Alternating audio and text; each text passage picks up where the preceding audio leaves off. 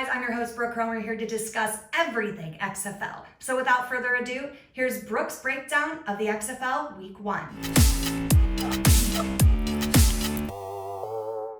Let's get started with the basics, the name of this league and the crazy team names. The XFL actually does not stand for anything. Originally in 1999, when the owner, Vince McMahon, began the league, he wanted it to stand for Extreme Football League. He wanted this league to be everything that the NFL was not. Well, this time around, he has a different plan for this league. He wants it to be all about second chances.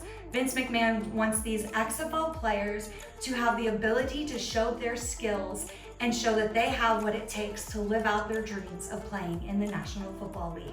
Now for these team names.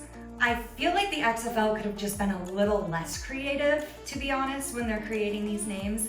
When we're talking about the Renegades, the Roughnecks, and the Guardians, I slightly feel like we're talking about an old guys beer league.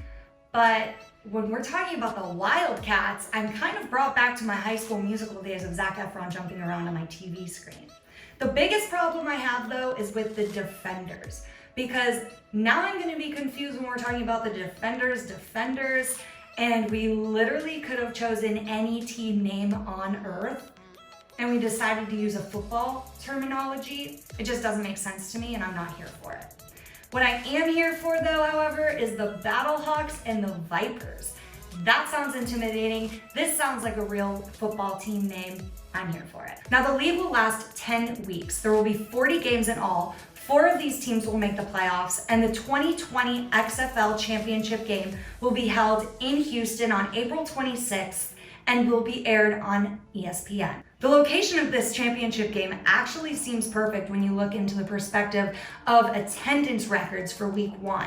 It actually topped out at 17,815 fans at the Wildcats versus Roughnecks game at TDECU Stadium, where that championship game will be played on April 26th. The XFL's opening week had an astonishing viewership across the nation, with ABC's opening kickoff game averaging 3.3 million viewers and actually hitting 4 million viewers in the final 15 minutes. The XFL does intend for its broadcast to be shorter than an NFL broadcast, which they intend to make possible with fewer commercials, a shorter halftime, 25-second game clock instead of 40 seconds that they have in the NFL, only 2 timeouts allotted for each team, booth challenges only, and a running clock for all plays outside of the 2-minute warning. The XFL is aiming for these games to last about 2 hours and 45 minutes. However, last Saturday's games both went over 3 hours. But in the grand scheme of things, I really did feel that the pace of these XFL games is a lot faster than the NFL. So I feel like the fans are kind of just getting what they want there. The league was the #1 trending topic on Twitter, which means at least people are talking about it. And get this, merchandise sales were 40% higher than projected, and ticket sales were 25% ahead of projections. And beer taps nearly ran out in the first quarter in Houston. All of this meaning the XFL has fans, thank goodness. Now, 2 of the biggest differences that fans will notice from the XFL to the NFL are 1, the rule changes, and 2, fans have access to live audio from down on the field the entire game. Viewers are going to get an excellent understanding of the complexity of the football terminology used down on that field and the quick processing that the players have to have of it all. The coaches will be able to talk to the quarterbacks and the skill players who are wearing an earpiece in their helmet throughout the entirety of the play. Unlike the NFL, where the coach can only talk to the quarterback for up to 15 seconds remaining on the play clock. And sideline reporters have full access to live in-game interviews. This actually terrifies me completely. As we saw last week, F-bombs were coming out. These coaches and these players are not thinking about what they're saying or how they're saying something when they're out on the field. Tensions are running high, emotions are high. Being a coach's daughter, I know that my dad is a completely different human when he walks out on the field. Everybody is. They're doing their job. They're not thinking about if they're going to offend someone on a television. So I honestly think that this is not a great idea.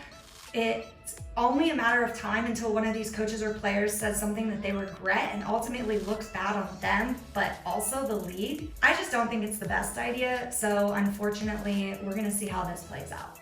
What I do love is hearing officiating crews discuss penalties. There are also cameras and microphones inside replay booths, so the fans can see how it all happens. The best part about the officiating is they let the players play while also keeping that tough balance of staying away from dangerous hits. But a catch is a catch, we move on, and I love it. There are some major rule changes, the biggest being the PAT rule. There are no more place kicks. Instead, the teams can opt to go for 1 point from the 2-yard line, 2 points from the 5-yard line, or 3 points from the 10-yard line, meaning that there is a possibility of a 9-point play.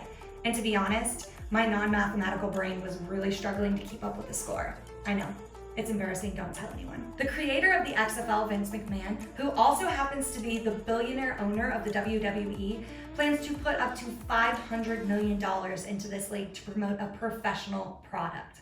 I am all in on this league. I'm praying that the XFL and the NFL coaches work together to give these guys a second chance. I'm hoping that the atmosphere and everything is fun for the fans and that everyone enjoys it. Everyone enjoys the fast-paced play that I saw in week 1.